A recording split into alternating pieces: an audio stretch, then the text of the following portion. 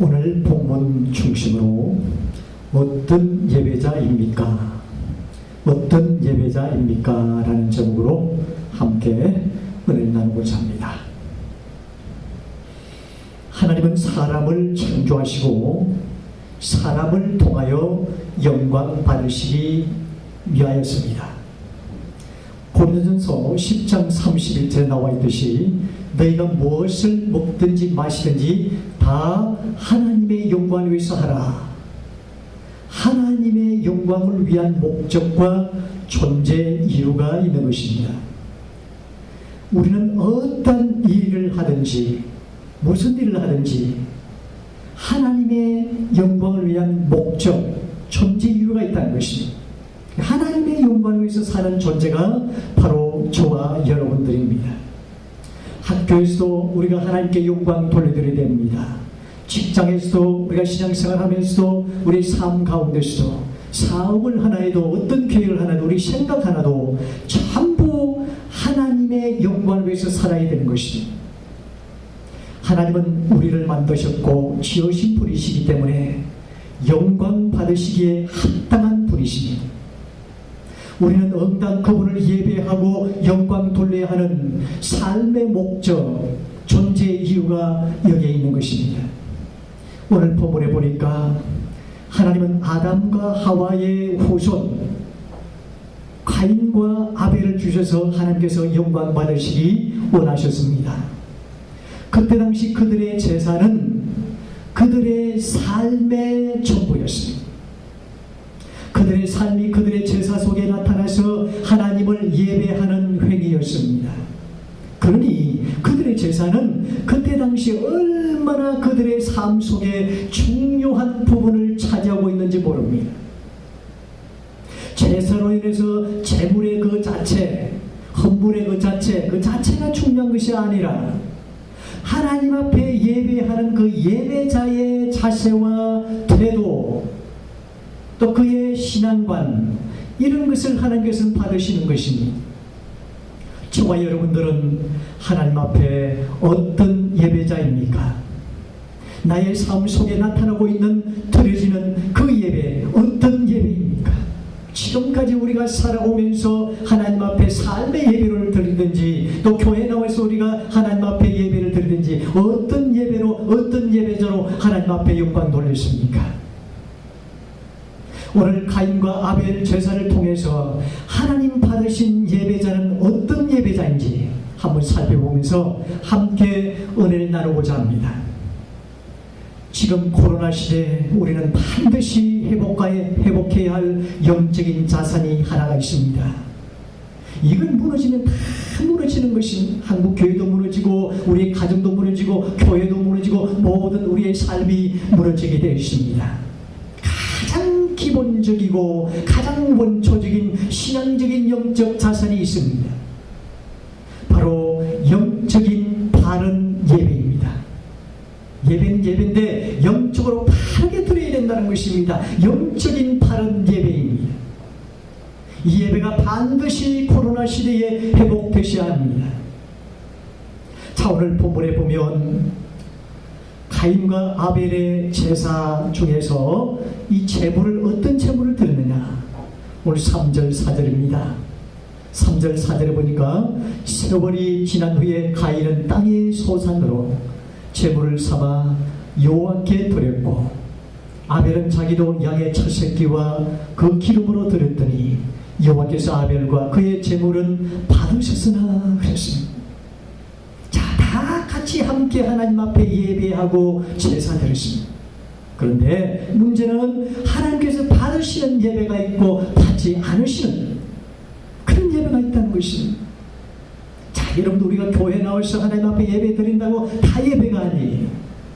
하나님께서 기뻐 받으시는 예배가 있고 그렇지 않은 않은 예배가 있다는 것입니다. 이게 문제예요. 자, 오늘 가인의 태도 한번 보십시오. 오늘 가인은 하나님께서 받으시지 않은 예배를 드렸습니다. 자, 가인의 태도가 얼마나 큰 문제인지 모릅니다. 오늘 5절 보겠습니다.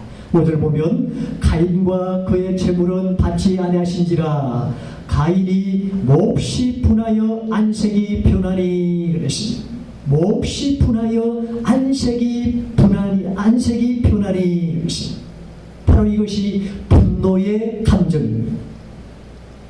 이 분노의 감정이 미움으로 변하게 되고 그 미움이 청으로 변해서 동생 아벨을 죽인 결과가 된 것입니다. 이 가인의 행동은 바로 비교의식 때문입니다. 내 동생 것은 받아주고 내 예배는, 내 제사는, 내 헌물은 왜 받지 않는가? 하나님 앞에 원망 섞인, 하나님께는 원망하지 못하고 아벨을 비교하면서 비교의식 가지고 아벨을 쳐 죽인 것입니다. 어릴 때 저도 아버님이 시장에 가서 장에 갔다 오면 항상 빵이라든지 또 떡이라든지 과자라든지 간식을 사올 때가 있습니다. 동생하고 똑같이 나눠서요. 근데 제 손에 있는 것과 동생 손에 있는 것을 항상 저는 비교를 합니다. 이상하게 동생 손에 있는 것이 크게 보이는 거예요. 남의 것이 커 보이고 또 좋아 보이는 것입니다. 이 비교의식입니다. 또 부모님께 더 사랑받으려고 하고 더 인정받으려고 하고 이 비교의식이에요. 자, 이것은 어떻게 보면 이건 상대방을 경쟁해서 이기려고 하는, 더 사랑받으려고 하는 욕심에서 출발하게 된 것입니다. 여러분, 우리는 절대 비교하지 말아야 해요. 여러분, 비교하면 우리 못 삽니다. 목회자도 비교하면 얼마나 자존심 상하게 있습니다. 여러분들도 가정 살아가는 모든 삶이 경제적이라든지 모든 것을 비교하면, 부부간에 살아가는 사랑이라든지 이런 것들을 비교하면 사랑이 너무너무 힘든 것입니다.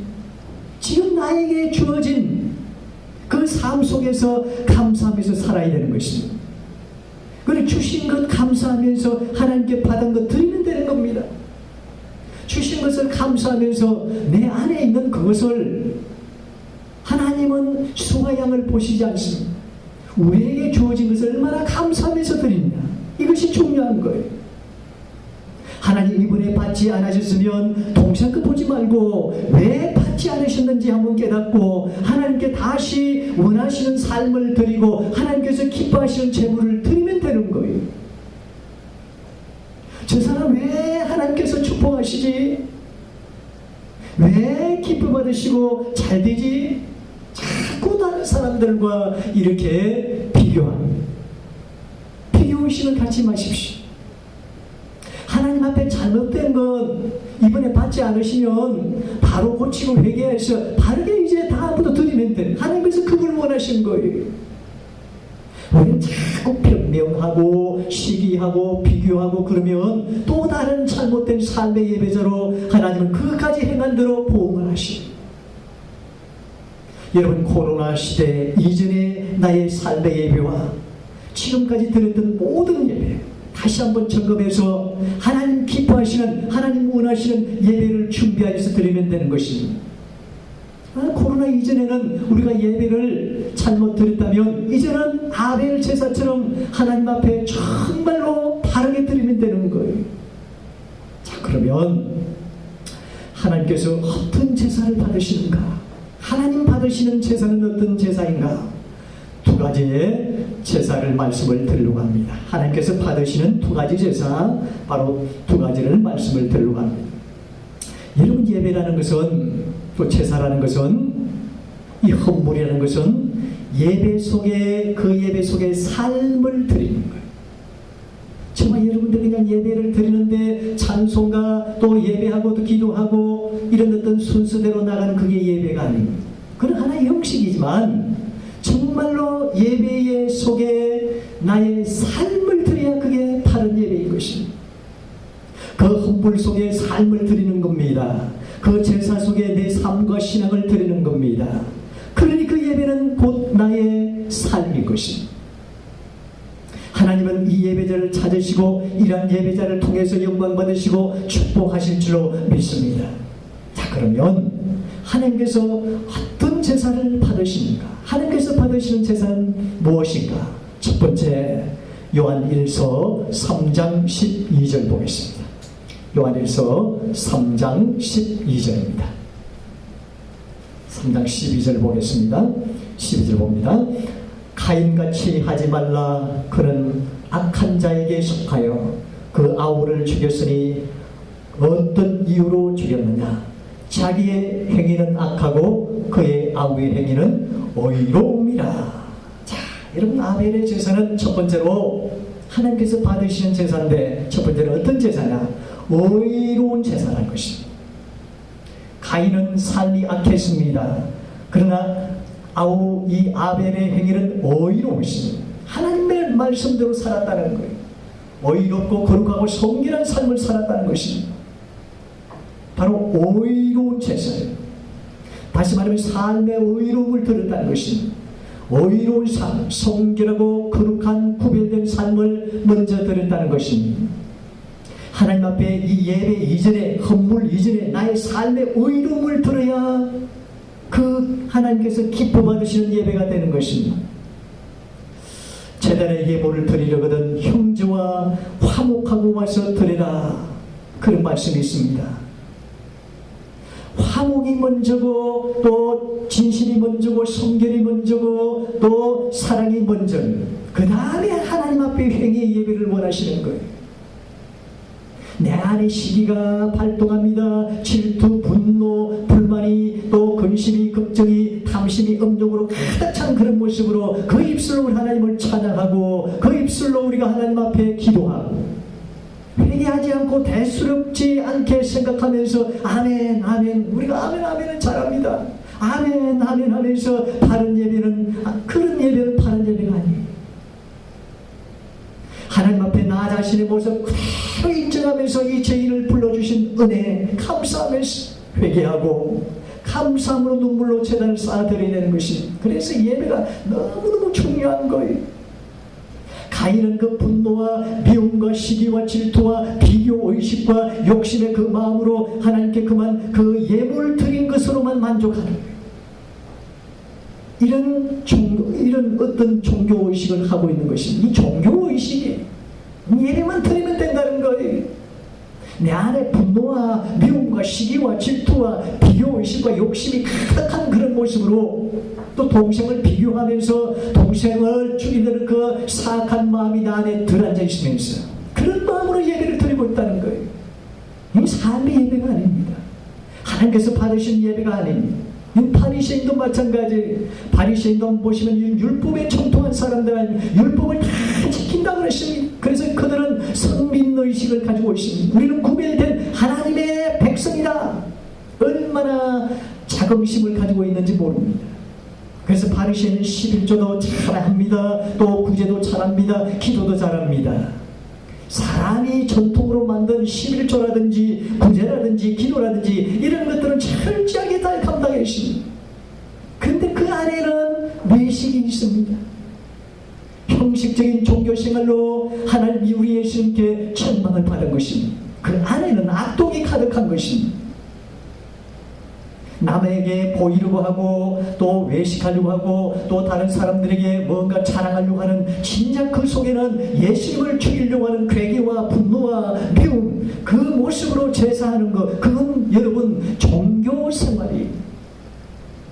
그래서 하나님, 우리 예수님은 회칠한 무덤이여 또 외식하는 자여 또 독사의 자식들아 하면서 책임의 천망을 하신 이유가 거기에 있는 것입니다. 의로운 제사를 드려야 됩니다. 우리의 삶 그 자체를 의롭게 하나님 앞에 드려야 되는 것입니다. 구별된 자답게 세상 제사와는 달리 거룩한 성결함으로 하나님께 나가야 되는 것입니다. 지금까지 우리가 하나님 앞에 사악한 마음으로 우리가 그 예배 자리에 앉아 있다면, 그래서 하나님 앞에 회개하고 용서함 받고 하나님 앞에 철저하게 무너뜨리고 하나님 앞에 내 의로운 모습으로 하나님 앞에 의로운 제사를 드려야 그 제사가 하나님 받으시는 제사인 것입니다. 저와 여러분, 아벨처럼 의로운 삶의 제사를 드릴 수 있기를 주의 이름으로 축원합니다. 그 다음에 두 번째, 우리 하나님께서 받으시는 예배는 어떤 예배인가? 함께 공독하겠습니다. 믿음으로 아벨은 가인보다 더 나은 제사를 하나님께 드림으로 의로운 자라 하시는 청거를 얻으시니 하나님이 그 예물에 대하여 청음하시니라. 그가 죽었으나 그 믿음으로서 지금도 말하느니라.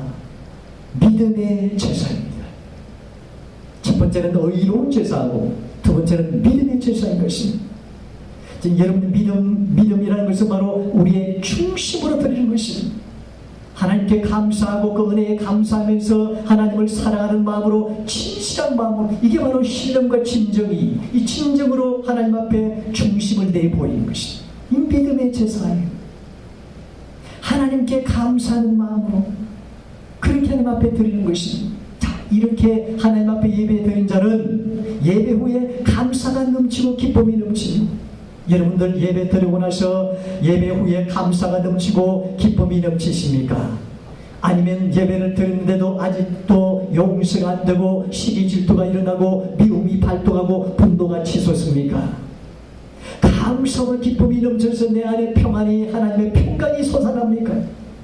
아니면 분노와 걱정과 근심이 일어납니까? 예배 드리고 나면 감사가 넘치고 기쁨이 샘솟고 하나님의 평안이 넘쳐야 그 예배 하나님과 교통한 아름다운 친정한 하나님의 귀한 받으시는, 하나님 원하시는 예배인 것입니다. 하나님 앞에 감사함으로 기쁨으로 믿음으로 예배 드렸으니 하나님은 더한 기쁨과 감사와 하나님의 평강이 우리 안에서 샘솟고 넘쳐날 줄로 믿으시기 바랍니다. 그게 정상이에요. 하나님 앞에 예배했으면 하나님께서 우리를 인격적으로 만나주시지 않았습니다.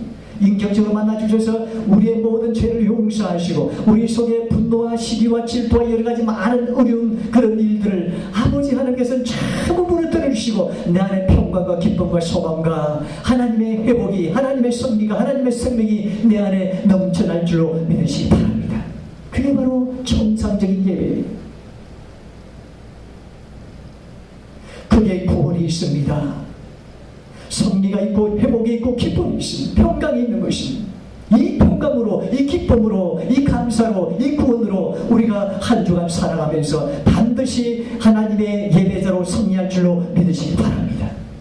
새로운 변화가 일어나는 거예요. 예배가 그렇게 중요한 것입니다. 그러니 예배의 승리라 그런 것입니다. 예배의 승리라는 것은 우리가 예배를 어떻게 드리느냐에 따라서 예배의 승리가 있는 것입니다. 오늘 드리는 예배가 이렇게 중요한 겁니다. 코로나 시대 예배를 비대면으로 드리면서 참으로 안타까워하는 이유가 바로 거기에 있습니다. 우리가 현장에서 하나님을 정말로 만나주시는 그런 마음으로 하나님 앞에 드려야 되는데, 지금 우리 비록 영상으로 드리지만, 영상으로 드리는 예배가 예배는 아니다 할 수는 없지만, 그러나 현장 예배는 극히 다른 것입니다. 정말로 우리가 마음을 다해서 다 준비를 했어요.